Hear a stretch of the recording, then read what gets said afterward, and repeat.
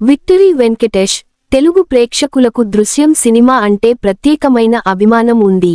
ముఖ్యంగా తెలుగు వెర్షన్లో వెంకటేష్ చేసిన నటనకు భారీ ప్రశంసలు వచ్చాయి.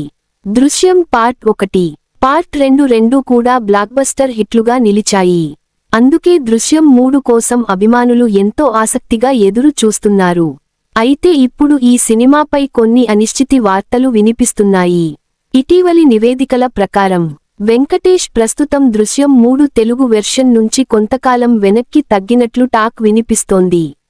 దీంతో ఈ సినిమా పూర్తిగా ఆగిపోయిందా, లేక కేవలం ఆలస్యం అవుతోందా అనే సందేహాలు మొదలయ్యాయి. అసలు దృశ్యం సినిమా అన్ని భాషల్లోనూ ఒక బలమైన బ్రాండ్గా మారింది.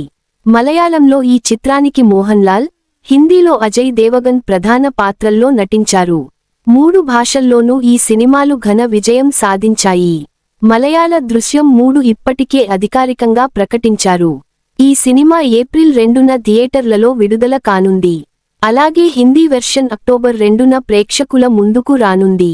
కానీ తెలుగు వెర్షన్ విషయంలో మాత్రం ఇప్పటివరకు ఎలాంటి అధికారిక ప్రకటన రాలేదు. ఇదే విషయానికి తెలుగు అభిమానులను నిరాశకు గురి చేస్తోంది. త్రివిక్రమ్తో వెంకీ మామ. ఇంతకుముందు వెంకటేష్ స్వయంగా తన రాబోయే సినిమాల జాబితాలో దృశ్యం 3 ఉందని చెప్పారు. కానీ ప్రస్తుతం ఆయన త్రివిక్రమ్ శ్రీనివాస్ దర్శకత్వంలో ఏకే 47 సినిమా పనుల్లో బిజీగా ఉన్నారు. ఆ తర్వాత అనిల్ రావిపూడితో మరో సినిమా చేయనున్నారని సమాచారం. ఈ వరుస ప్రాజెక్టుల కారణంగానే దృశ్యం 3 ఆలస్యం అయ్యే అవకాశం ఉందని అభిమానులు భావిస్తున్నారు. అయితే ఇంకా ఆశ పూర్తిగా పోయినట్లు కాదు. దృశ్యం 3కి ఎక్కువ షూటింగ్ రోజులు అవసరం ఉండవు. కావాలంటే వెంకటేష్ తన ఇతర సినిమాల మధ్యలో ఈ చిత్రాన్ని పూర్తి చేసే అవకాశం కూడా ఉంది. ప్రస్తుతం ఫైనలైజ్ కాలేదు. తెలుగు ప్రేక్షకులు మాత్రం అధికారిక ప్రకటన కోసం ఆసక్తిగా ఎదురుచూస్తున్నారు. దృశ్యం 3 తెలుగులో కొనసాగుతుందా లేదా అనేది త్వరలోనే తేలాల్సి ఉంది. 300 కోట్ల క్లబ్లో వెంకీ. ఇక వెంకటేష్ సినిమాల విషయానికి వస్తే సంక్రాంతికి వస్తున్నాం సినిమాతో ఏకంగా 300 కోట్ల క్లబ్లో చేరారు ఈ హీరో.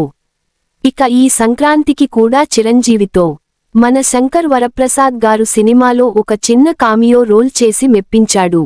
ఇక వెంకటేష్ తదుపరి సినిమా ఏమిటి అని తెలుగు ప్రేక్షకులు తెగ ఎదురుచూస్తున్నారు.